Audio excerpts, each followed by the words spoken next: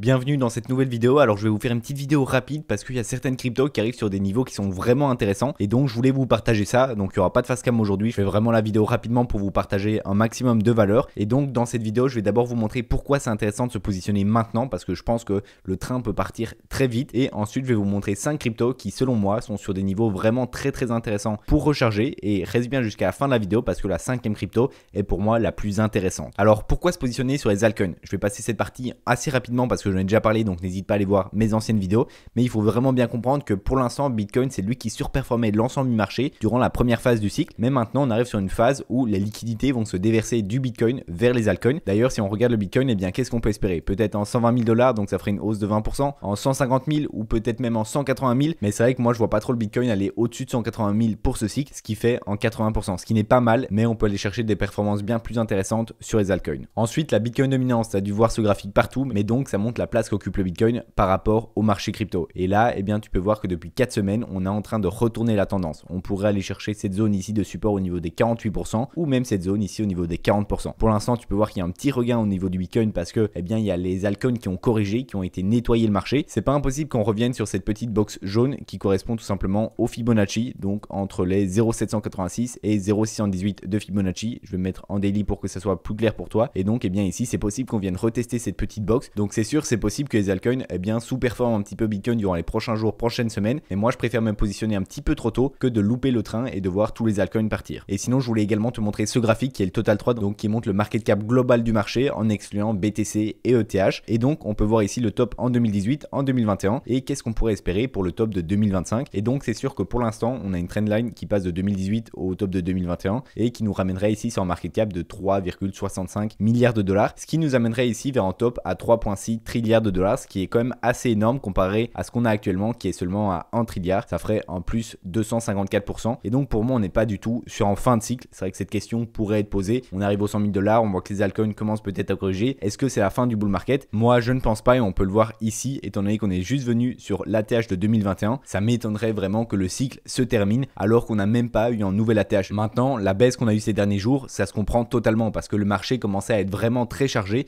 et donc on est venu liquider tout ça. Tout d'abord avec le BTC, ici le 5 décembre, où on est venu faire une mèche jusqu'aux 90 000 $ et donc on a pu bien nettoyer le marché. Mais les altcoins à ce moment-là n'avaient pas fort corrigé et on pouvait le voir directement sur la heatmap qui est en train de vraiment chauffer. Donc cette donnée-là, elle nous dit que plus on va vers le orange comme ceci, plus le marché est chargé en position longue et donc à un moment, eh bien, il faut corriger. On a pu le voir dans le passé, dès que ça devenait un petit peu trop orange, eh bien, on corrigeait sur les altcoins pour liquider les positions. Et là, on arrivait sur des fundings et donc des niveaux super orange et donc ben, on a eu cette correction et on peut voir que ça a très bien marché. Depuis le 9 décembre, eh bien, tout le monde a peur et c'est peut-être votre cas. Vous avez peut-être peur, vous vous dites peut-être que c'est la fin du bull run, peut-être que les altcoins ne repartiront pas et donc ben, la plupart des gens ne se positionnent pas. On peut voir que la map ici elle est toute verte et donc ça c'est un très bon signe. Moi quand je vois ce genre de data, que ce soit avec les liquidations ou avec ici le taux de financement, je sais que le marché est prêt à repartir, que tout est ouvert pour aller chercher les 3,6 trillions de dollars comme on l'a vu sur le graphique juste avant. Je te fais une petite interruption pour te dire que si cette vidéo te plaît, n'hésite pas à liker la vidéo, t'abonner et puis tu peux mettre un petit commentaire, je te remercie. Et donc on passe maintenant aux 5 cryptos qui sont sur des niveaux intéressants. Donc je commence par la première qui est Render.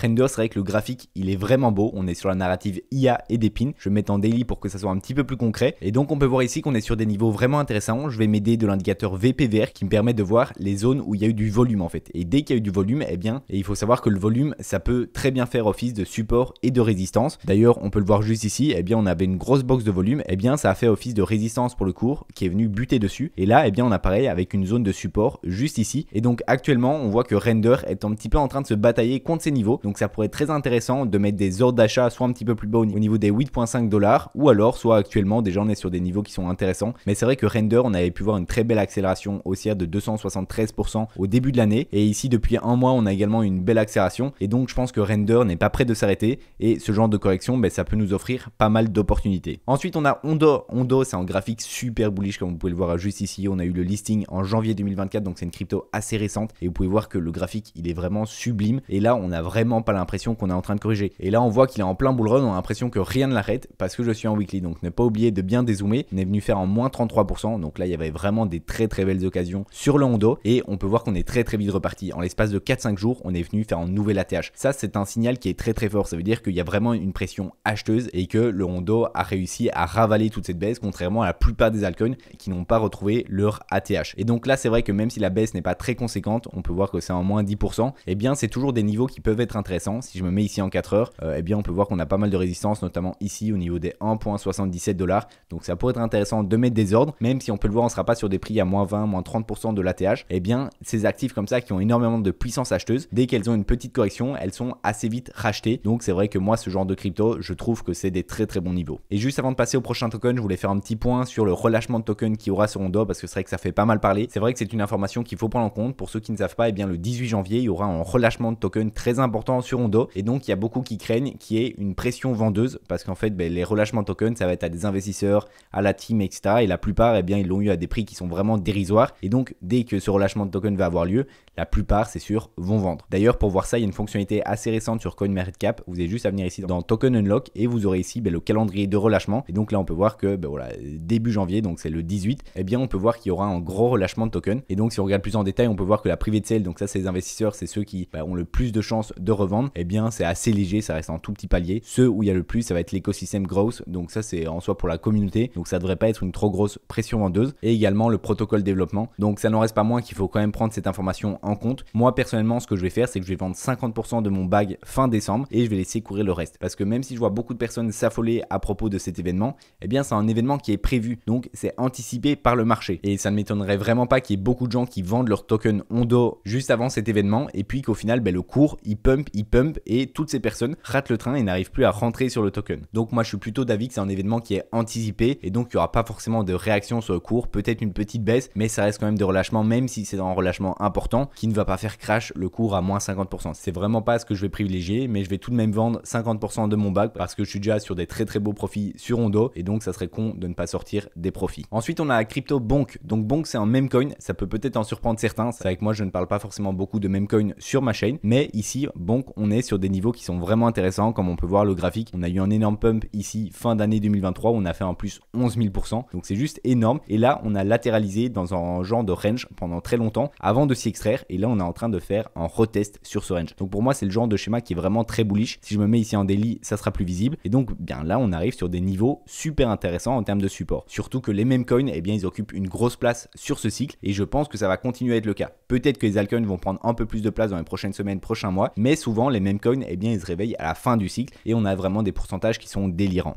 À savoir que le Bonk, on est sur une market cap de 2,7 milliards de dollars, comparé par exemple au Doge où on est sur 58 milliards de dollars. Donc on peut voir qu'on a encore pas mal de place dans l'écosystème des meme coins, même si je pense vraiment pas qu'on va aller rivaliser avec le Doge. Ça reste quand même un meme coin qui est top 54, donc c'est pas parmi les tout petits meme coins, mais ça reste une crypto qui pour moi a encore beaucoup de potentiel pour ce cycle. Ensuite, avant-dernière crypto, et reste bien jusqu'à la fin parce que vraiment la dernière crypto pour moi c'est la plus intéressante. Donc ici on a le BGB. Le BGB, encore une fois, une courbe super intéressante. Ces dernières semaines, il a fait un bull run vraiment à lui tout seul. On a fait en plus 250%. Donc c'est vraiment énorme. Ici on avait un bon niveau de support. Et ensuite, si on regarde ici plus en daily, on peut voir ici qu'on est sur une petite correction. C'est vraiment pas grand chose. Mais actuellement, le BGB est tellement dans un momentum qui est haussier qu'une petite correction comme ça, c'est très vite racheté. Si on regarde ici, qu'on prend un petit outil de Fibonacci, on regarde du plus bas au plus haut, on est revenu ici seulement à 38,2 pour être directement racheté. Si on fait la même chose juste ici, eh bien, on peut voir que actuellement, on est sur des niveaux déjà plus intéressants. On est sur les 0,5. Donc, c'est des niveaux qui sont intéressants pour recharger. Si vous croyez au BGB, moi, c'est un actif dans lequel je crois beaucoup. Actuellement, j'ai un peu plus de 30 000 $ de BGB parce que, eh bien, les tokens de plateforme, c'est super rentable pendant les bull runs. Pour moi, le BGB, c'est un peu le BNB en 2020 avant sa phase de hausse parce qu'il faut bien comprendre que les gagnants durant les bull runs, eh bien, c'est les plateformes d'exchange et ils vont réinjecter les liquidités directement sur leur token natif. C'est pour ça que je mise beaucoup sur le BGB pour la suite du bull run et le fait qu'il soit aussi fort monté, eh bien, c'est sûr, vous n'aurez pas des prix aussi intéressants, mais il reste tout de même assez peu capitalisé. Ici, on est sur un top 35. Je sais vraiment pas si on verra des prix aussi bas. Regardez bien cette vidéo. Si vous la regardez dans quelques semaines, quelques mois, est-ce que le BGB sera encore à 3 $? Maintenant, ce n'est pas du tout un conseil en investissement. À vous de faire votre propre recherche, mais c'est vrai que moi, le BGB, c'est un actif dans lequel je crois beaucoup. Toutes ces cryptos, je les achète via l'exchange Bitgate qui selon moi est le meilleur exchange sur le marché. Si tu n'as pas encore de compte, n'hésite pas à passer en description. Tu bénéficieras de moins 10% sur tous tes frais à vie ainsi que pas mal de bonus allant jusqu'à 8 000 $. Et enfin, dernière crypto et pour moi la plus intéressante, c'est le Tao. Donc BitTensor, c'est vrai que c'est un projet que je parle énormément parce que pour moi c'est vraiment le projet numéro 1 dans tout ce qui est intelligence artificielle et pour moi c'est vraiment le narratif clé de ce cycle qui va super bien performer. Pour l'instant, c'est vrai que le Tao il a un petit peu de mal. On peut voir qu'on n'a pas réussi à faire un nouveau plus haut au niveau de son ATH. On a buté plusieurs fois fois. Ici, on n'est pas dans une configuration aussi haussière que par exemple le BGB, le Hondo, pas mal d'actifs que je vous ai montré, mais on reste sur des niveaux qui sont super intéressants. On peut encore une fois réutiliser l'indicateur VPVR qui va nous donner du coup les niveaux de volume,